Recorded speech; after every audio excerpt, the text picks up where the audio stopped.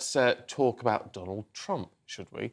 Who's been ordered to pay more than $83 million in damages for defamation. That's against former columnist E. Jean Carroll.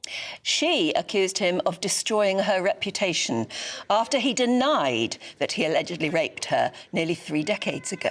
Well, in response, Mr. Trump said he fully disagrees with the verdicts and will be appealing, calling it a Biden-directed witch hunt. Fascinating, but an awful lot of money. We're now joined by the former advisor to the Bank of England and Trump associate, I think you can call you, Roger Gewolb. Hello. Hello. Hi. This is a stonkingly large amount of money, even for defamation.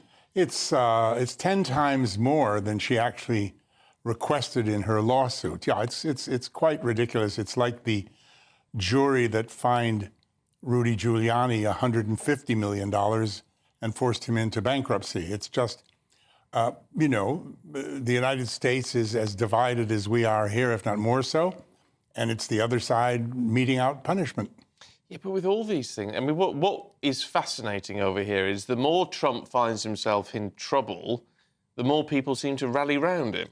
Yeah, absolutely, because I think, you know, they realize there's something not right here. Now, when he claims that the Biden administration and the, as they're calling it in the newspapers more and more, the Biden crime family is, he does like to call names like he does. Crooked he loves Hillary. His names, doesn't he? Yeah, Crooked Hillary. Well, you know. Sleepy Joe. Yeah, Sleepy Joe. He claims that a lot of it is trumped up, you'll forgive me, in order to stop him. And you can see that because so much of it doesn't hold together. And this woman, Ms. Carroll, many people have written, you know, has kind of a history of a fascination with rape and other issues, and it's all kind of strange and murky. Well, she might do if she was raped 30 years ago, as she claims. I mean, it would give you a fascination. Yeah, maybe so. I mean, this hearing yesterday was not about whether she was raped or not. No. This was just to assess damages. This is because he called her a liar. Yeah, I mean, it's kind of as if on my way here, I was stopped and given a ticket, and I said to the police officer, wouldn't you be better off finding criminals at this hour instead of giving me a ticket for going 22 miles an hour? And he said, okay, sir, now the fine's $1,000. I mean, it's a bit of that, you know, but he's a Trump. So this is the jury's way, or was it in front of a jury, or was it a judge? Yeah. This is their way of punishing him, or of just trying to keep slapping him down. Both. So that in the end it becomes very, very difficult for him. Both, yeah, and he wouldn't stop. I've met his lawyer, an extremely, if I'm allowed to say this, beautiful and talented young lady, and I'm sure she did everything she could to have him chill. But he's Donald, you know, and you're right. People love him for not taking you-know-what off anybody and standing up for himself, which, frankly, these days, watching the Houthis bomb our shipping, I mean, they blew up an innocent oil tanker yesterday, and Rishi Rich and Sleepy Joe have yet to... Rishi said afterwards, you do that again and we're going to come... I mean, you know, come on.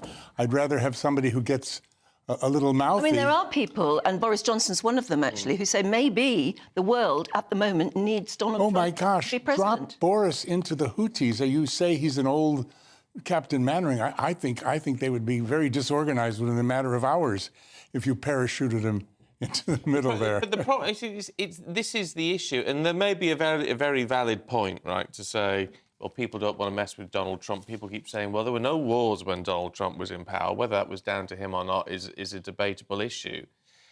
But he's unpredictable. And there is... I mean, wouldn't there be a concern if what you're saying with the Houthis, well, he'd go in and sort them out and there'd be no messing?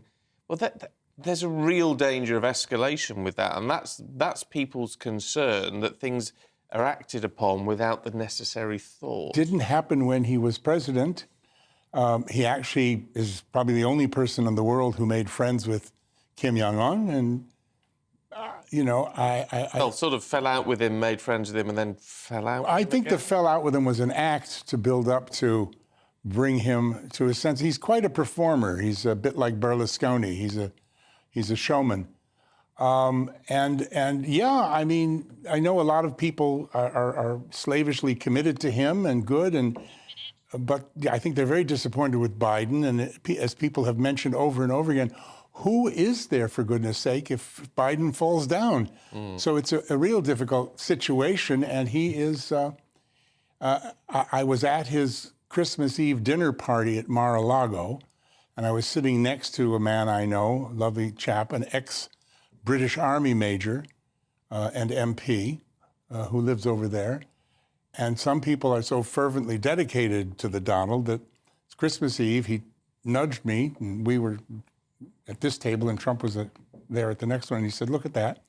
He said, "There is the savior of the Western world, and here it is, Christmas Eve, and like Jesus, he is castigated so wrongly by so many." See that? Ooh, but isn't that worrying?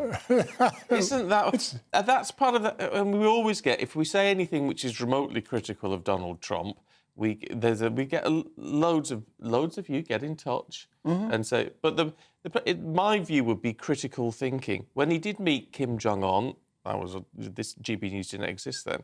And I praised him on it. I said, only Donald Trump could have done this, actually. Only Donald could do this. But there's got to be critical thinking, hasn't there? And it worries me when he becomes almost like a saviour-type figure. It would worry me if that was any politician. I think he's a great showman. I mean, I've met him a number of times. I don't know him that well, but the man I met is very intelligent, very funny, very strategic, very sarcastic sense of humor. And I think he puts on a bit of a persona because it attracts part of his following. So I'm not particularly worried about him hitting buttons that he shouldn't hit. You're not? No, not at all. Well, interesting. It's interesting to try and delve. Joe Biden's more likely, when he feels he hasn't done enough, to reach out and hit a button, I think. Well, unfortunately, Joe Biden may not know where the button is. May not see it. He may fall over it. That's what's happened before, isn't it? That's the worry. I know. That's the worry. I just don't know why we can't have some better politicians. Yeah. Absolutely. Some young blood. Absolutely. But the Democrats particularly, I mean, I can't believe that they're going with Biden. Don't you find it strange? I find that extraordinary. The two candidates, Marianne Williamson is an author, and she is leading, I wouldn't say leading, well, yes, I would. One of her main planks is that we must give $100 billion to black people to make up for slavery.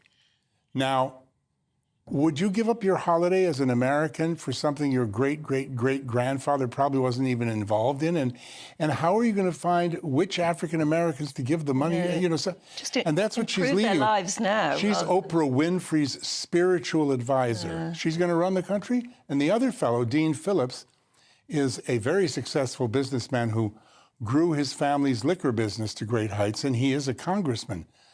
But does that qualify him to run America, particularly at a time like this? It's the money that does, isn't it? Yeah. It costs so much to run for president. Yeah. To become a successful politician in America, it costs so much. So much. Hundreds of millions. Inevitably, it's going to result in people that you might not particularly want. And it's going to cost the Donald $83 million more. Yeah, well, it is. Well, at the moment, yes.